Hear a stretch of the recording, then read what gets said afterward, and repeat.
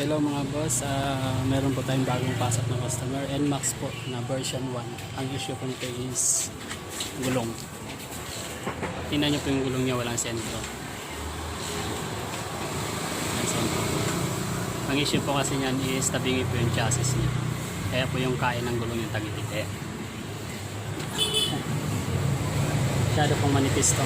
Kasi dito pang uling kinain. Ayan, labas na po yung ply. Oh. Kunting ano na lang po, puputok na yan. Ayan.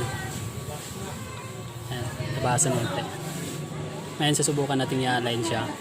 Papagitna natin, babalik natin sa normal. Pero may nagawa natin yung ganitong issue eh. Okay naman pagkatapos.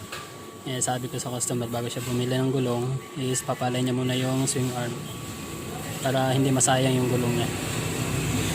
Update po tayo mamaya mga boss. Ayan mga boss, tapos na po natin na i-repair yung NMAX na tabi yung gulong. Ayan po, ayan po. Ayan. Tinesting po natin siya sa tubig. Ayan, gitna na po yung ano niya. Gitna na po yung ano niya. Ayan. Ayan. Yung daan ng tubig niya. Kita. Nung nakaraan po, dito lang po yan sa kabila, dito lang po.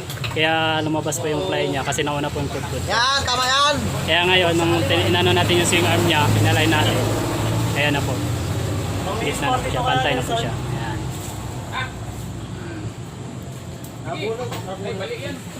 Update natin mamaya mga boss. Ayan mga boss, tapos na po yung ginawa natin NMAX. Sinalain po natin yung swing arm. Kaya meron itong project namin. Sponsor kami company. Malis kami doon. Dito na, nakabili ako rito.